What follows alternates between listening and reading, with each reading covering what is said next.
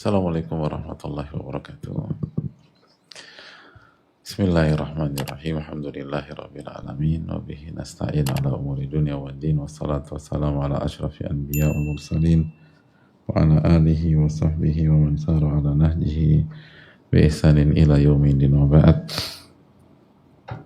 Allahumma inna nas'aluka ilman nafi'a wa na'udzubika min ilmin la yanfa'. Allahumma alimna ma yanfa'una anfa'na bima 'allamtana. Allahumma aslih lana umurana kullaha wa aslih wulata umurina. Allahumma ansurna wal muslimin al madlumina fi Filastin wa fi kulli makan. Innaka waliyyu dzalika wal qadiru 'alaih. Alhamdulillah, kita panjatkan puji dan syukur kita kepada Allah Tabaraka wa Ta'ala atas segala nikmat dan karunia Allah berikan kepada kita. Sebagaimana salawat beriring salam semoga tercurah kepada Rasulullah alaihi salatu wassalam beserta para keluarga, para sahabat dan orang-orang yang istiqomah berjalan di bawah naungan sunnah beliau sampai hari kiamat kelak. Kita meminta ilmu yang bermanfaat dan semoga kita dijauhkan dari ilmu yang tidak bermanfaat. Dan semoga Allah Subhanahu wa Ta'ala menolong kita dan saudara-saudara kita, khususnya yang terzolimi di Palestina dan di berbagai macam tempat. Dan semoga Allah Subhanahu wa Ta'ala memperbaiki urusan kita dan urusan pemimpin-pemimpin kita. Allah Maha mampu mengerjakan segala sesuatu. Hadirin Allah muliakan.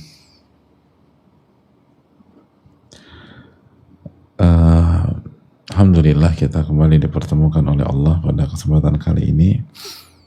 Dan semoga amal-amal kita diterima oleh Allah. Rabbana taqabbal minna.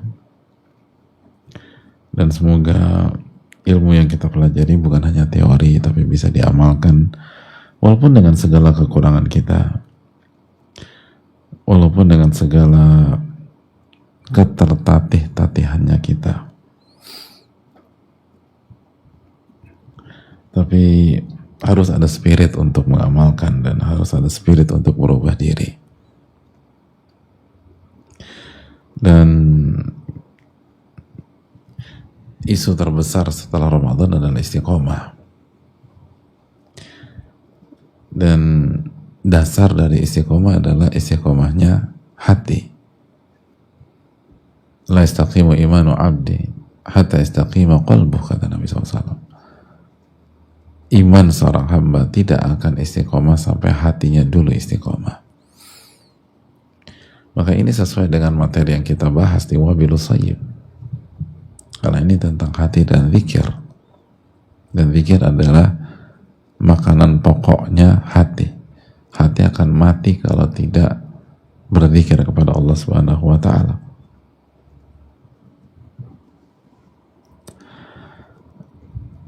Dan inilah peran kita.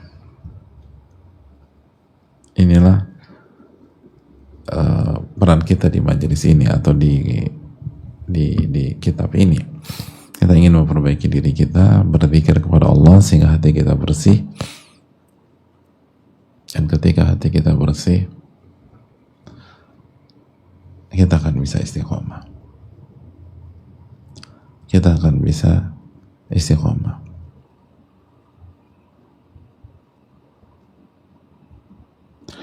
Dan hadirin Allah muliakan, berbicara tentang bersihnya hati, kata para ulama seperti Syekhul Islam, beliau menyampaikan wa aslu salahil qalbi salahu iradatihi wa niyatihi, bahwa dasar dari bersihnya hati itu adalah bersihnya niat dan bersihnya keinginan. Jadi kalau kita ingin membersihkan hati, yang paling pertama kita harus jawab adalah apa nawaitu kita. Nah, itu. Apa nawaitu kita? Apa niat kita? Apa tujuan kita? Fa in lam yasluh dzalika lam yaslul qalbu. Karena kalau tujuan, keinginan, niat kita nggak baik, hati nggak akan baik. Itu kaidah. Yang pertama kali mau ngapain ke sini? Nah, itu. Apa niatnya? melakukan ini? Apa tujuan kamu melakukan langkah ini? Semua tentang itu.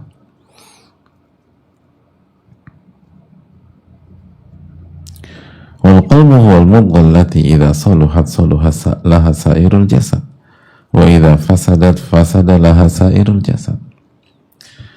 Dan hati adalah segumpal daging yang kalau daging itu baik, semua jasad kita akan baik.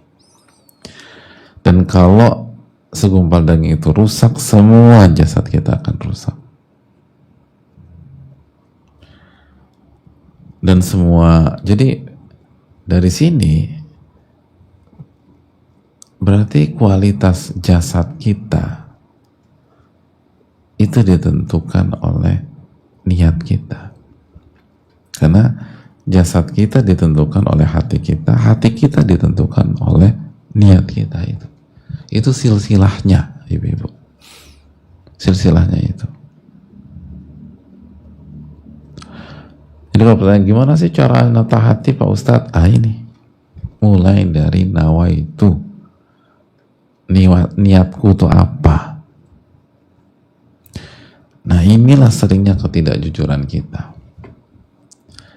Seringkali nawaitu yang kita ucapkan dengan lisan ketika kita mau melangkah, mau melakukan sesuatu, mau buat gebrakan sesuatu, itu berbeda dengan apa yang ada dalam hati kita.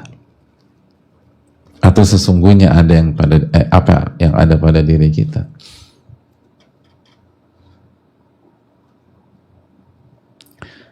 Makanya yang jadi parameter adalah niat yang ada dalam hati, bukan yang ada di dalam lisan atau yang ada pada lisan. Kalau jujur ya bagus, itu berarti parameter. Tapi kalau nggak jujur, nggak ada gunanya. Tapi yang ada dalam hati itu jelas. Jadi keinginan dan niat kita itu yang menentukan bersih atau kotornya hati kita. Nah di kesempatan kali ini yang ingin kita tekankan sebelum kita bicara panjang lebar, sebelum kita kembali menyelami wabil sayyib,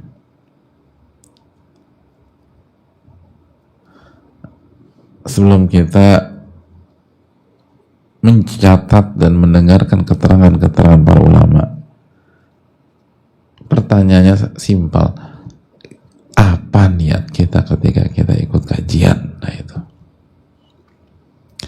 apa keinginan kita ketika kita duduk di majelis? Anda tuh pengen apa sih? Itu loh. Semuanya tuh tentang itu.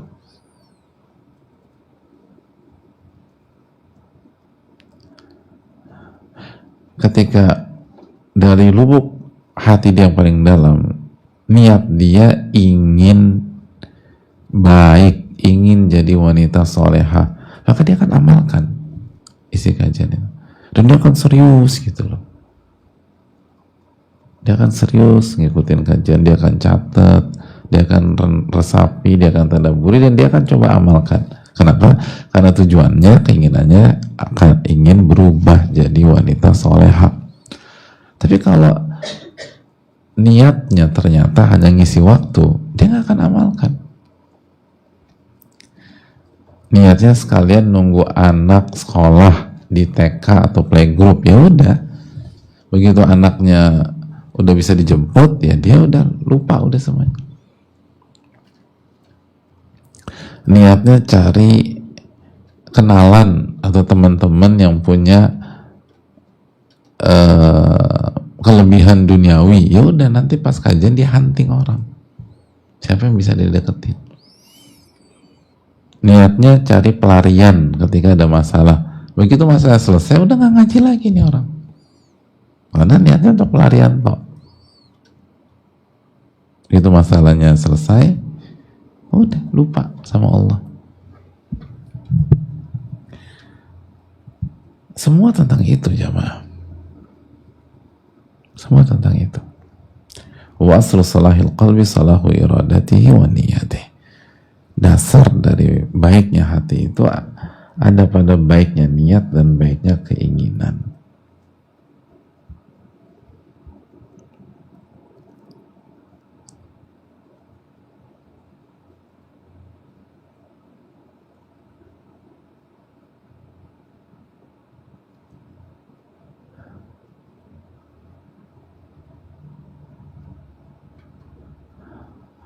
Jadi itu yang perlu kita camkan.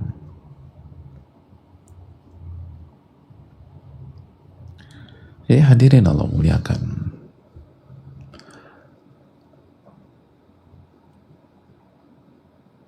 Makanya ulama mengatakan kan awalul ilmi niyah, itu langkah pertama dalam ilmu atau dalam dunia ilmu, dalam perjalanan menuntut ilmu, itu niat, bukan kecerdasan, bukan daya ingat yang kuat, bukan kekayaan, bukan modal. Walaupun itu semua faktor penting, jangan salah loh, itu nggak penting, tapi dasarnya bukan itu. Dasarnya itu niat. Awalul ilmi niyah, kata para ulama. Kenapa? Karena ilmu itu ibadah hati, kata para ulama. Al ilmu ibadatul qalbi, kata Ibnu Qudamah rahimahullah dan para ulama yang lain. Ilmu itu intinya adalah ibadah hati. Nah, gimana hati bisa beribadah dan jadi baik? Niatnya tadi. Makanya awalul ilmi, kata para ulama, niat. Itu hadirin.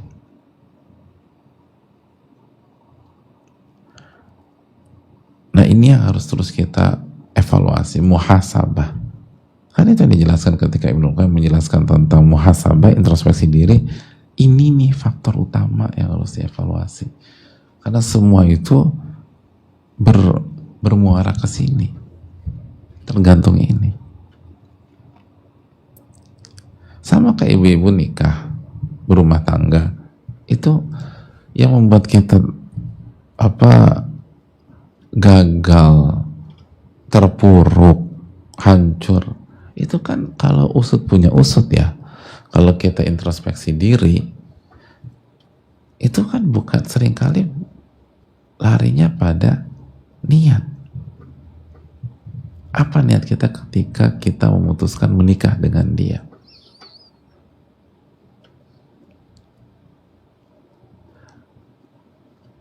Apa niat kita ketika kita memilih dia? Nah, itu arahnya ke sana. Makanya ada banyak wanita minta cerai baru setelah 1, 2, 3 tahun nikah. Kenapa? Oh, ternyata niatnya ingin diperhatikan sama suami. Dapat suami yang cuek, nggak terima, kita cerai. Nanti ada yang cerai lagi. Kenapa cerai? Ternyata niatnya pengen disayang, dipuji. Disayang itu maksudnya diungkapkan gitu loh, dikasih kata-kata gombal, kata-kata sayang. Ternyata suaminya dingin gitu loh, beku, bahkan bukan dingin lagi, suaminya baik dari sisi vertikal, soleh, tapi nggak bisa ngungkapin, akhirnya nggak puas, gugat cerai. Jadi intinya itu niatnya apa? Ada yang ketika ditanya, kenapa sih kamu, apa sih tujuan kamu nikah? Aku nikah untuk ibadah, gitu lah. Tapi ternyata begitu dikasih suami yang nggak sesuai ekspektasi dia, gugat cerai. Padahal kalau benar-benar niatnya ibadah, harusnya dia nggak bercerai dengan konteks itu, kecuali dalam sampai pada titik wajib cerai dalam ilmu fikih. Kenapa? Karena ketika suami banyak kekurangan, tidak ideal, dan belum sampai titik wajib bercerai dalam ilmu fikih, sedangkan dari sisi istri niatnya tadi apa? Ibadah, maka kesempatan ibadah kan terbuka lebar ketika suaminya underperforming, ketika suaminya jauh dari kata ideal, ketika suaminya banyak kekurangan. Ibadah apa Pak Ustadz? Ibadah sabar. Nah itu. Tapi kan aku kan perempuan. Nah katanya nikah buat ibadah. Ya jangan bawa perempuan. Karena ibadah sabar itu nggak kenal gender. Laki-laki perempuan itu beribadah. Ternyata niatnya bukan ibadah. Ibadah itu branding dengan lisan aja. Niatnya itu ingin dibelai ternyata. Niatnya itu ingin diperhatikan. Niatnya itu ingin dispesialkan. Itu. Kan begitu. Niatnya ingin jadi the one and only. Ya itu. Nah begitu itu nggak dapat, udah minta cerai. Jadi semua itu tergantung niat. Karena kalau niatnya ibadah, selama tidak sampai titik wajib bercerai, dia nggak akan cerai. Kenapa? Masih bisa ibadah. Kalau bisa sih bertahan pada laki lo tuh gini nyebelin bla bla bla, temperamen, tapi dia nggak main tangan. Walaupun nggak main tangan, dia suka marah. Kan niat aku ibadah. Ya terus, emang lo bisa ibadah? Laki kayak begitu? Kan ibadah sabar masih bisa. Gitu ya. Gitu. Jadi seringkali kita tuh kemakan omongan sendiri. Dan seringkali nggak jujur. Sebenarnya tujuan kita tuh apa? Tujuan kita apa dan niat kita tuh seperti apa? Itulah. Allah Ta'ala bisawab.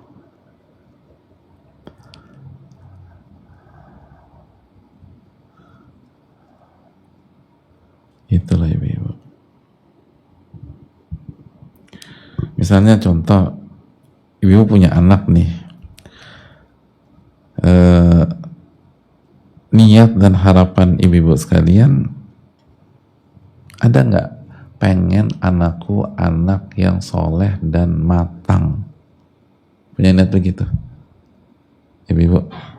Nggak? Nggak pengen punya anak yang matang? Nggak, bukan anakku belum matang, tapi niatnya, harapan, keinginan. Ibu pengen anak ibu ketika dewasa matang atau pengen kekanak-kanakan matangnya? Saya pengen tuh anak aku matang. Kenapa? Ya kan? Emang ada dari ibu pengen anak, aku tuh pengen anakku childish terus Pak Ustadz? Kan nggak ada ya. Kita tuh pengen anak kita matang ya, matang, dewasa gitu loh. Dewasa, matang kayak buah mangga gitu loh. Bener kan ya ibu? Bener ya, pengen dewasa. Nah, saya mau tanya sama ibu,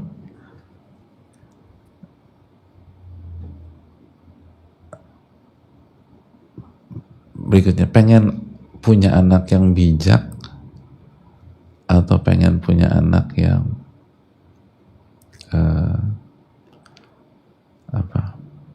yang lawannya bijak apa? Lawannya bijak apa? Childish. Ya, tadi udah matang. Apa? Ceroboh teliti. Aduh jelek nih bahasa Indonesianya nih. Kok ceroboh itu loh? Bijak itu agak unik ya bijak ya. Lawan kata dari bijak apa?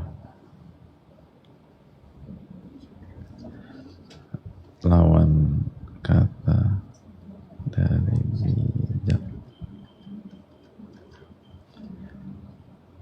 Serem banget di sini. Masa dungu? Enggak lah.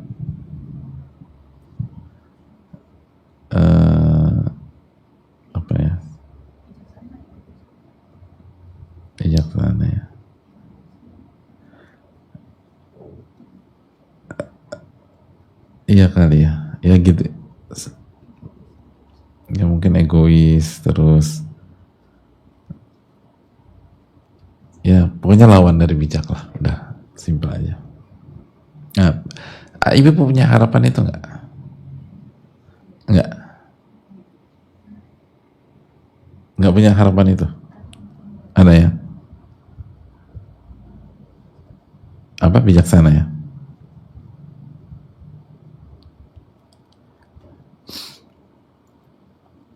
Nah,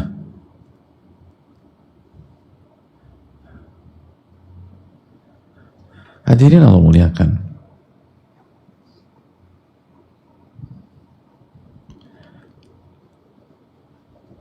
Pertanyaan saya berikutnya. Kalau anak salah, ibu kecewa apa enggak? Lalu ibu marah-marah apa enggak? Hah? Salah fatal, kecewa enggak? Hah? Kecewa ya? Berarti niat kita belum murni, dia pengen jadi orang bijak dan orang yang matang. Kenapa? Karena syarat jadi orang bijak dan matang harus ngalamin kesalahan demi kesalahan. Gitu. Dan harus ada kesalahan-kesalahan besar dan fatalnya. Lalu dia belajar dari kesalahan-kesalahan tersebut. Dalam sebuah kata mutiara para ulama,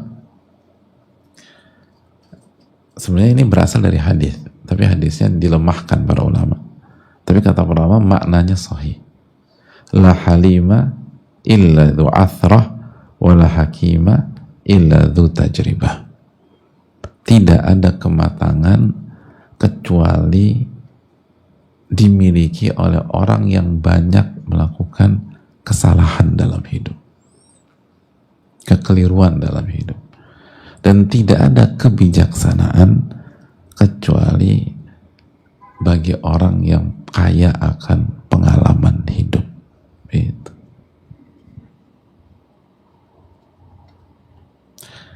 Jadi ketika aku tuh pengen anak yang arif. Emang anakmu siapa? Anto. Ya, maksud aku tuh bukan namanya arif, maksudnya sifatnya tuh arif, bijak, mateng gitu. Bener niatnya begitu. Iya, aku niat banget, aku pengen banget.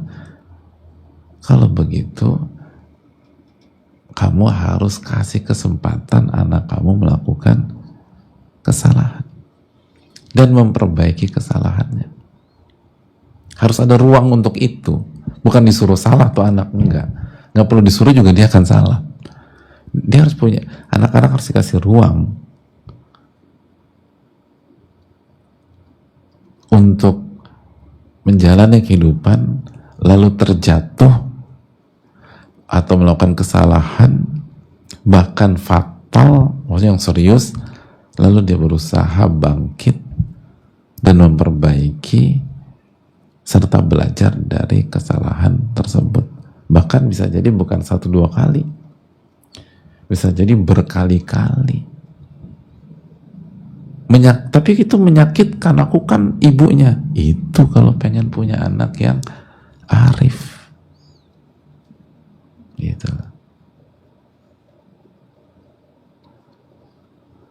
Ya udah, aku Agus aja lah Pak Ustadz. Ya walaupun namanya Agus, tetap kita pengen dia jadi arif pada saat dia besar gitu lah, atau bijak dan matang. Nah ini jujur, niatnya apa? Itu niatnya. Makanya seorang ibu yang punya niat ingin anaknya itu jadi arif, jadi bijak, jadi matang, jadi dewasa, maka dia akan sabar ngadepin anaknya, khususnya ketika melakukan kesalahan. Itu pengaruh tuh. Jadi kesabaran kan amalan hati kan. kesabaran hatinya dalam menghadapi anak itu ternyata ditentukan oleh apa? Nawaitunya itu ditentukan oleh niatnya. Itulah. Allah Ta'ala bisawab. Inilah yang perlu kita renungkan, Ibu. Saya rasa cukup sampai di sini sesi materi. Kita buka sesi tanya jawab. Wassalamualaikum Muhammad.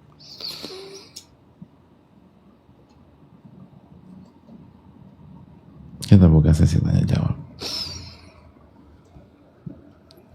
Pertanyaan.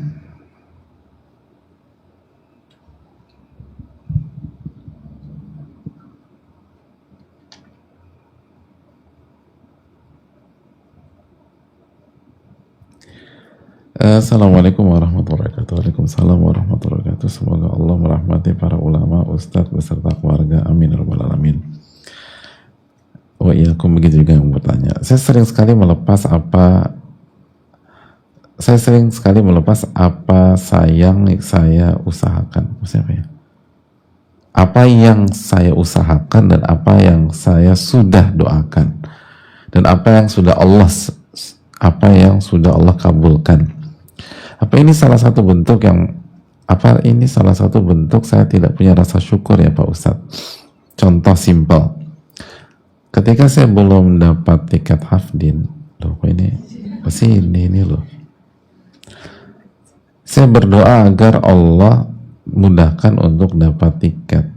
Alhamdulillah nggak lama Allah kabulkan dan mudahkan.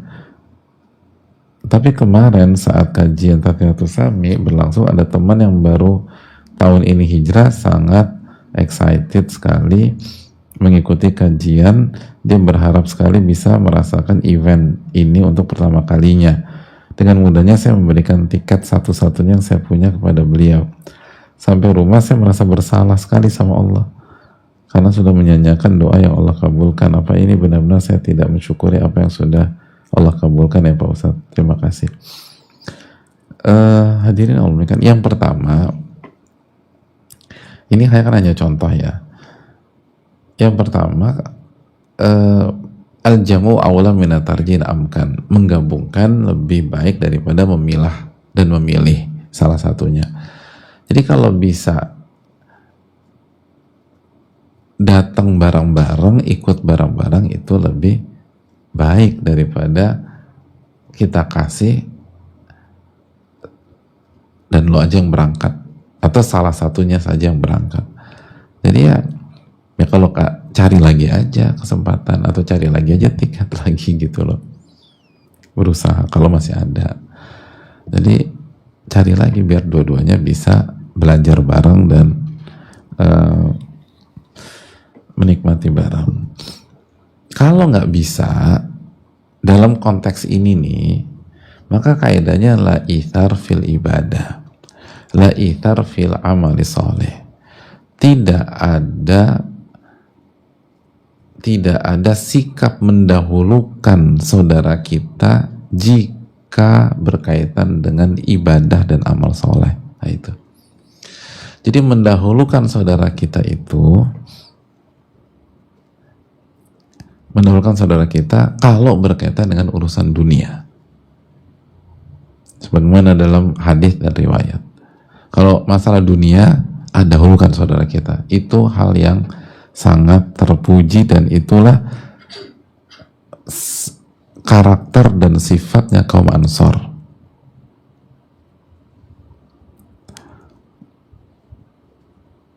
Jadi itulah sifatnya para sahabat, khususnya kaum Ansor.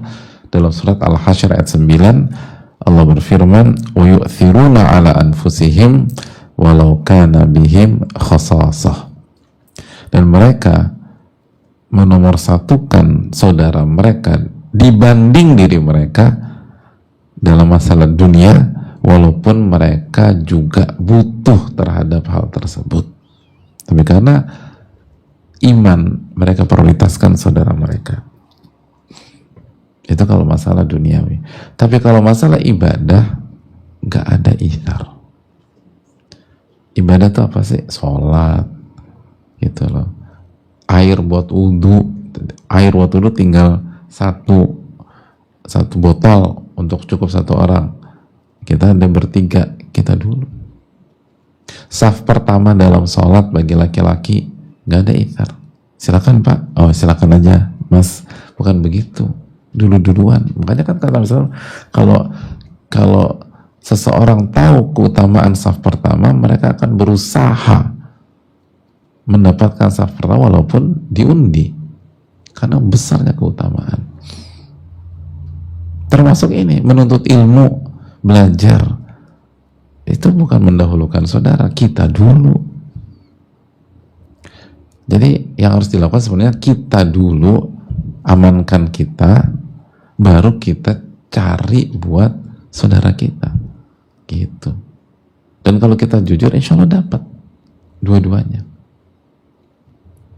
Jadi kalau kita jujur, insya Allah dapat dua-duanya, gitu. Itu hal yang perlu kita camkan bersama-sama. Dan untuk ke depan demikian juga, untuk ibadah apapun kita dulu dapat, baru support saudara kita kalau berkaitan dengan ibadah, kalau berkaitan dengan ibadah dan amal soleh. La ithar fil ibadah, tidak ada ithar mendahulukan orang lain dalam masalah ibadah. Allah ta'ala bisawab.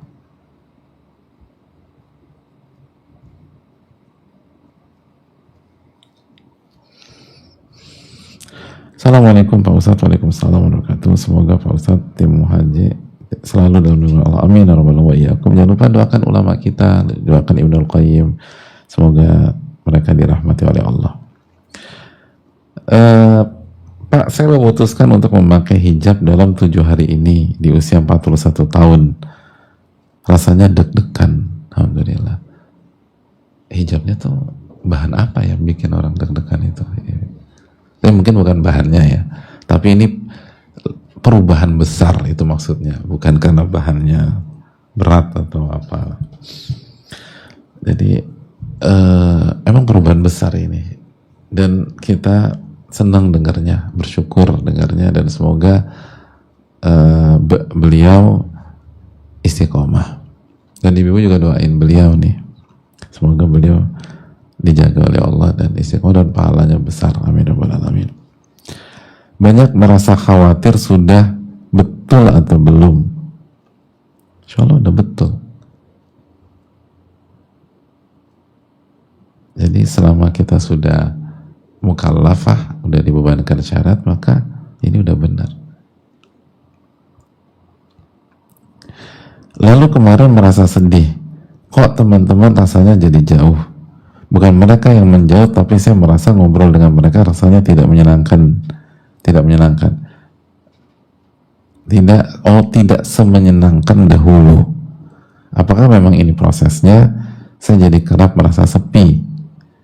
Saya memutuskan memakai hijab karena merasa ingin memulai sesuatu yang baik, tapi belum ada rasa takut aurat terlihat.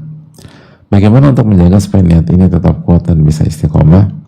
Selama Ramadan kemarin saya banyak melihat konten Pak Ustadz di IG dan akhirnya membawa saya untuk ikut kajian hari ini di Indonesia. Terima kasih, jazakallahu wa iyyakum.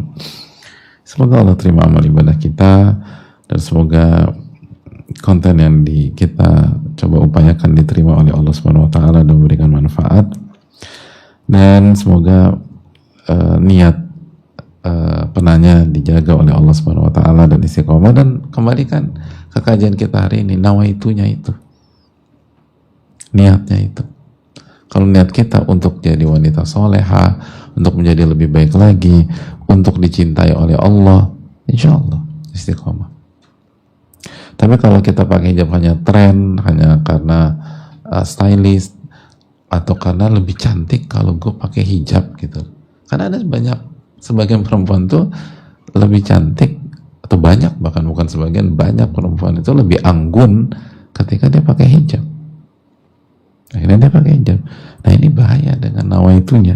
Tapi kalau nantinya ingin dicintai oleh Allah, ingin disayang sama Allah, ya itu luar biasa. Insya Allah istiqomah kalau kita strict di situ. Adapun sama teman-teman kita pada dasarnya dirangkul dan diajak gitu loh, dan jangan dijauhi. Kalau kok nggak semenyenangkan dulu, mungkin karena ada satu dua prinsip yang baru kita pelajari dan itu belum mereka ketahui.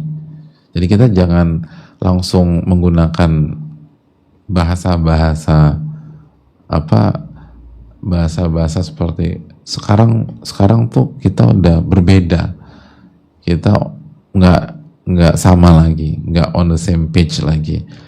Belum tentu juga, kan kita nih baru belajar nih, dan pada saat kita mengikuti kajian atau mengikuti konten tersebut, kan teman-teman dekat kita nggak melihat, nggak nonton atau nggak menghadiri apa yang kita lihat dan pelajari. Otomatis ada sebuah perbedaan.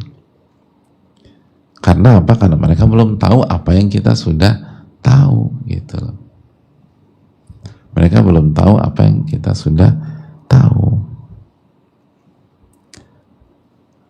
Jadi hadirin Allah muliakan, itu coba dikasih tahu gitu loh. Perlu dikasih tahu.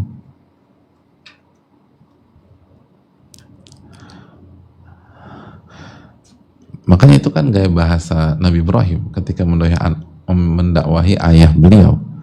Kata beliau dalam surat Maryam 43, ya abati inni qad ja'ani minal ilmi ma lam ya'tika fattabi'ni. Wahai ayahku, telah datang kepadaku ilmu yang engkau belum tahu. Nah itu baik tuh, lihat bahasanya indah. Nggak mau, oh kita beda. Enggak, saya dapat ilmu, saya dapat ilmu yang belum sampai ke engkau gitu loh. Itu bahasa Nabi. Jadi ini gaya bahasa gaya bahasa Nabi Ibrahim alaihissalam. Jadi yang perlu kita lakukan, apalagi kalau teman-teman dekat ya, teman-teman, kenapa sih kita dekat sama seorang? Kan sebenarnya banyak persamaan. Kita dekat tuh karena punya persamaan dan seringkali lebih dari 1, 2, 3. Nah, merangkul sosok-sosok yang dari awal sudah dekat dengan kita dan punya banyak persamaan dengan kita, secara teknis peluang berhasilnya besar dan tidak kecil. Secara teknis loh, walaupun hidayah di tangan Allah. Dan itu terbukti kan.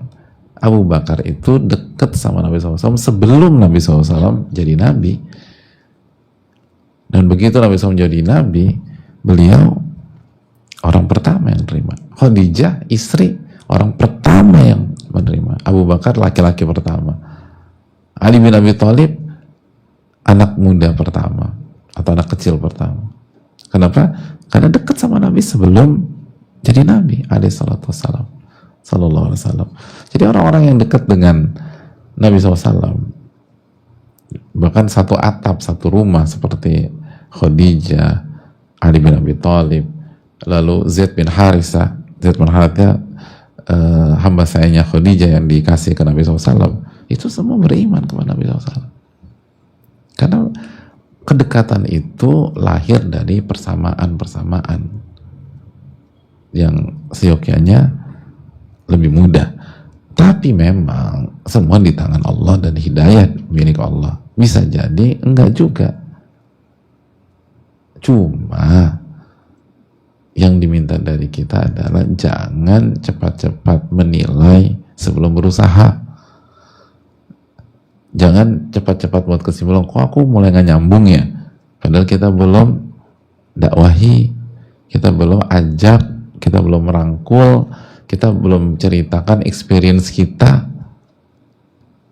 Ada banyak orang ketika kita ceritakan bahwa bagaimana kita dulu misalnya hambar, hati ini gersang, lalu kita mendapatkan hidayah, lalu kita coba jalanin dan ternyata mendapatkan kebahagiaan dan kedamaian, itu pendengar merasakan hal yang sama. Ya aku juga ngerasain hambar hidup ini, gersang hidup ini.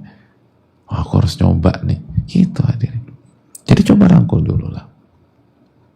Di waktu yang sama kita harus berusaha mencari lingkungan yang solehah, sahabat-sahabat yang solehah, bahkan lebih soleh dari kita. Penting itu, lebih senior dalam kesolehan dari kita. Karena istiqomah itu butuh lingkungan, sebagaimana kita udah bahas. Istiqomah butuh lingkungan. Dalilnya apa? Istiqomah butuh lingkungan. Di antara dalilnya adalah surat Ali Imran ayat 101. Wa kaifa takfurun wa antum tutra alaikum ayatullah wa fikum rasuluh. Allah berfirman, bagaimana kalian bisa kufur? Bagaimana kalian bisa sampai kufur? Artinya kalian tuh gak mungkin kufur. Bagaimana kalian bisa kufur? Sedangkan ayat-ayat Allah dibacakan kepada kalian. Dan hidup di tengah-tengah kalian Rasulullah SAW. Jadi ayat ini menunjukkan dua obat anti kufur. Nah, itu. Yang pertama, ilmu Al-Quran dibahas, dikaji. Makanya orang kalau mau istiqomah harus datang ke kajian, harus duduk di majelis ilmu, harus dengar ayat Quran dibaca, dikaji, harus dekat dengan Al-Quran. Lalu yang kedua, wafikum rasul, punya lingkungan. Nah, para sahabat lingkungannya Rasulullah SAW, udah selesai masalah. Tapi kan Rasul udah wafat, iya, tapi orang-orang yang berusaha meneladani beliau masih banyak, alhamdulillah, sallallahu alaihi wasallam. Orang-orang yang berusaha mengikuti sunnah dan jalan beliau sallallahu alaihi wasallam masih ada. Nah, cari orang-orang kayak begitu. Jadi perjalanan paralel. Paralel apa? Rangkul teman-teman main kita yang udah lama, tetap dirangkul, hubungan baik gitu loh. Di waktu yang sama cari juga sosok-sosok yang solehah, dan kalau bisa solehnya di atas kita sehingga kita bisa istiqomah. Dan kita butuh teladan dan teladan real. Makanya cari yang lebih senior dari segi kesolehan, dari segi ilmu, dari sisi menjaga lisan gitu loh hadirin. Itu penting. Dan semoga dijaga oleh Allah Subhanahu wa ta'ala. Amin ya rabbal alamin.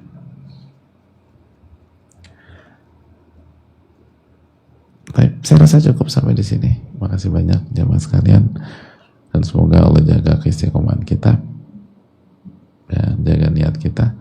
Subhanallah, la ilaha illa anta, astaghfiruka wa atubu ilaik. Assalamualaikum warahmatullahi wabarakatuh. Syukran.